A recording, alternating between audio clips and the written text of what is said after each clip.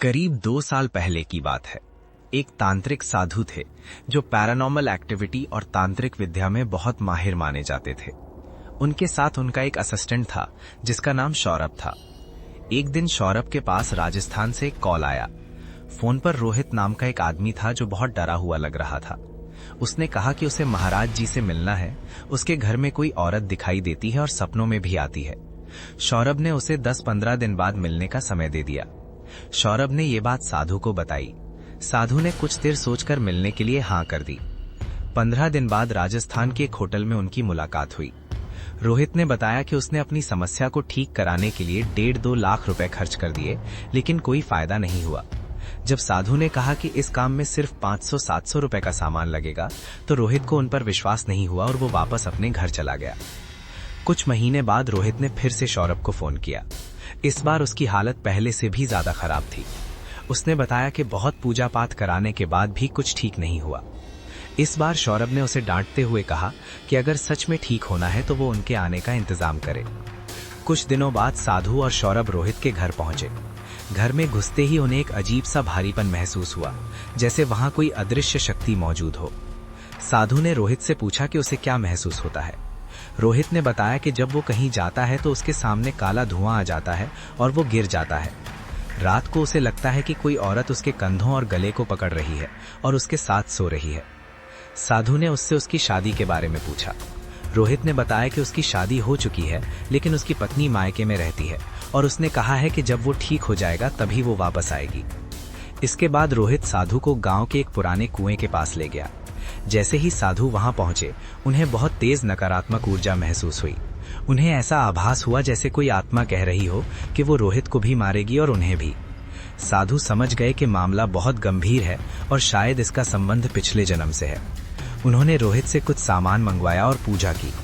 इसके बाद उन्होंने पूछा कि आसपास कोई जंगल है या नहीं। रोहित ने हाँ में जवाब दिया। सभी लोग एक गाड़ी में बैठकर जंगल की तरफ गए।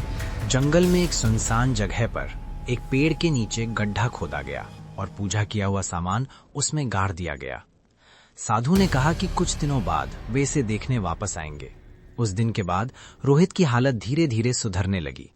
कुछ दिन बाद साधु ने रोहित को फोन किया और कहा कि उसे वो सामान चेक करना होगा। रोहित ने कहा कि अब वो ठीक है तो देखने की क्या जरूरत है, लेकिन साधु ने जोर देकर कहा कि देखना जरूरी है। रोहित अपने दोस्तों के साथ जंगल गया और उस जगह खुदाई शुरू की, लेकिन जैसे ही उन्होंने गड्ढा खोदा, वे सब दंग रह गए। वहां से सारा सामान गायब था। ये सुनकर साधु भी हैरान रह गए। उसी समय रोहित की तबीयत फिर से खराब होने लगी।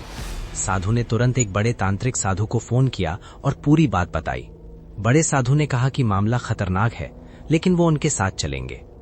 अगले दिन दोनों साधु राजस्थान पहुंचे और रोहित के घर ठहरे। रात भर उन्होंने ध्यान और अध्ययन किया। सुबह उन्होंने रोहित से पूछा कि उसके घर में किस भगवान की पूजा होती है। रोहित ने बताया कि वहां मां काली की पूजा होती है। साधु ने कुछ पूजा का सामान लिखकर दिया। रोहित वो सामान ले आया। दोनों साधुओं ने मिलकर पूजा शुरू की। पूजा के बाद उन्होंने आटे की एक गुड़िया बनाई और एक मटका लिया। उन्होंने पूरी नकारात्मक ऊर्जा उस गुड़िया में डाल दी और उसे मटके में बंद कर दिया। फिर दोनों साधु उस मटके को लेकर जंगल की ओर निकल पड़े, उसे हमेशा के लिए जमीन में दफन करने के लिए। गांव में उस रात कोई नहीं सोया। हर घर के दरवाजे बंद थे, खिड़कियों पर मोटे पर्दे लगे थे और हर किसी के मन में एक ही डर था, वो वापस आएगी। साधु ने चेतावनी दी कि रात के बाद कोई भी घर से बाहर नहीं निकलेगा और अगर किसी को किसी की आवाज सुनाई दे तो दरवाजा नहीं खोलना, चाहे वो कोई अपना ही क्यों ना लगे। रोहित धीरे धीरे होश में आ रहा था, लेकिन उसकी आंखों में अभी भी अजीब सा डर था, जैसे वो कुछ ऐसा देख चुका हो जिसे शब्दों में बयान नहीं किया जा सकता। अगली रात के करीब 12 बजे गांव के बाहर वही जंगल और उसी पुराने पेड़ के पास अचानक हवा चलने लगी। पेड़ की सूखी टहनियां जोर जोर से हिलने लगी। फिर मिट्टी खुद ब खुद हिलने लगी। धीरे धीरे वो मटका जिसे साधु ने दफनाया था जमीन से बाहर आने लगा और एक तेज आवाज के साथ मटका फट गया। उसमें से काले धुएं जैसी एक आकृति बाहर निकली। लाल चमकती आंखें, लंबे बिखरे बाल और चेहरे पर भयानक मुस्कान। कर्ण पिशाचिनी वापस आ चुकी थी। उसी रात गांव के एक आदमी रघु को अपनी मां की आवाज सुनाई दी।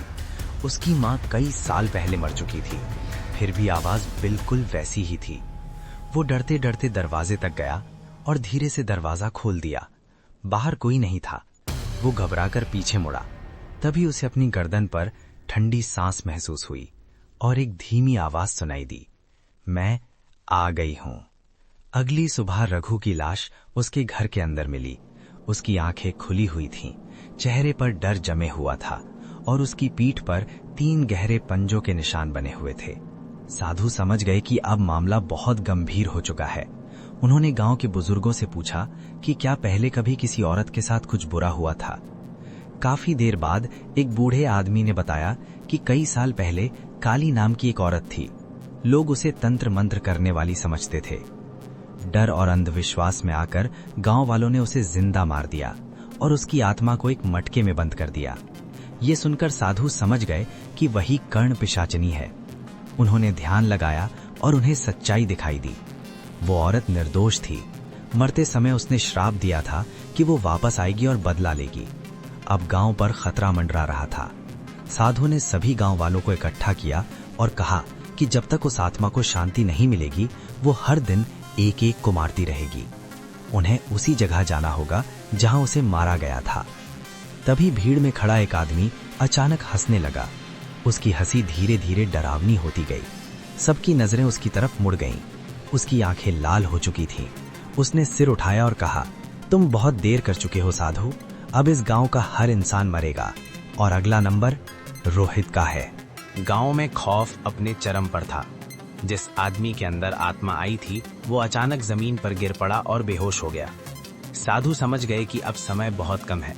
उन्होंने तुरंत रोहित को अपने पास बुलाया और कहा कि वही उस आत्मा की कमजोरी है, क्योंकि उसी ने उसे आजाद किया था और वही उसे खत्म कर सकता है। रोहित डर गया। उसने पूछा कि वो ये कैसे करेगा। साधु ने उसकी आंखों में देखते हुए कहा कि उसे अपने डर को हराना होगा, नहीं तो पूरा गांव खत्म हो जाएगा। रात के ठीक 3 बजे सभी लोग उसी जगह पहुंचे जहां उस औरत काली को मारा गया था। चारों तरफ काले कपड़े पहने साधु खड़े थे और बीच में एक बड़ा यज्ञ कुंड जल रहा था। रोहित को उसके सामने एक घेरे के अंदर बैठाया गया और उसे सख्त हिदायत दी गई कि चाहे कुछ भी हो जाए वो उस घेरे से बाहर नहीं निकले। मंत्रों का जाप शुरू हुआ। धीरे धीरे हवा भारी होने लगी और आग की लपटें अजीब तरीके से हिलने लगी। अचानक एक तेज आवाज हुई और पास का एक पेड़ जोर से हिल गया। अंधेरे में से एक डरावनी आवाज गूंजी कि उसे कोई खत्म नहीं कर सकता। कर्ण पिशाचिनी प्रकट हो चुकी थी। इस बार उसका रूप पहले से भी ज्यादा भयानक था। उसका आधा चेहरा जला हुआ था, आंखों से खून बह रहा था और उसका शरीर हवा में तैर रहा था। अचानक आसपास के पत्थर हवा में उठने लगे और तेजी से साधुओं की तरफ फेंके जाने लगे। एक साधु जोर से गिर पड़ा और कुछ पल के लिए मंत्र टूटने लगे।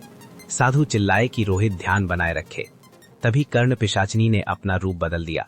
अब वो रोहित की मां के रूप में उसके सामने खड़ी थी। रोहित की आंखों से आंसू निकल आए।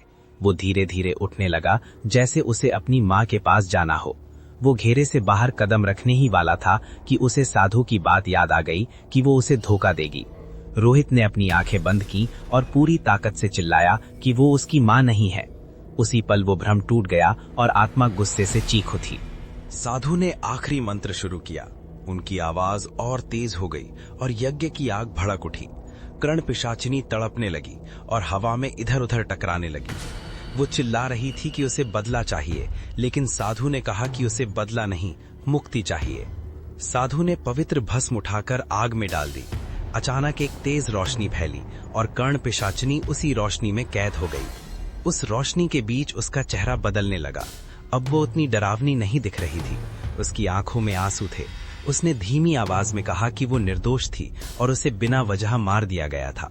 रोहित ने धीरे से कहा कि वो उसे न्याय दिलाएंगे, लेकिन इस तरह नहीं। कुछ पल के लिए सब कुछ शांत हो गया। फिर आत्मा की आवाज नरम हो गई। उसने पूछा कि क्या उसे सच में शांति मिल सकती है। साधु ने कहा कि अगर वो बदला छोड़ दे तो उसे शांति मिल सकती है। कुछ क्षण बाद आत्मा ने अपनी आंखें बंद कर ली। उसका शरीर धीरे धीरे धुएं में बदलने लगा और फिर एक हल्की मुस्कान के साथ वो हमेशा के लिए गायब हो गई। सब कुछ शांत हो गया। हवा सामान्य हो गई और यज्ञ की आग बुझ गई। रोहित जमीन पर गिर पड़ा, लेकिन इस बार वो सुरक्षित था। गांव में धीरे धीरे शांति लौट आई और लोगों ने राहत की सांस ली। अगली सुबह साधु गांव छोड़कर जा रहे थे। जाते जाते उन्होंने एक बार पीछे मुड़कर जंगल की तरफ देखा। एक पल के लिए उन्हें पेड़ों के बीच लाल आंखें चमकती हुई नजर आईं। साधु हल्का सा मुस्कुराए और धीरे से बोले कि कुछ आत्माएं कभी पूरी तरह खत्म नहीं होती, वे बस इंतजार करती हैं।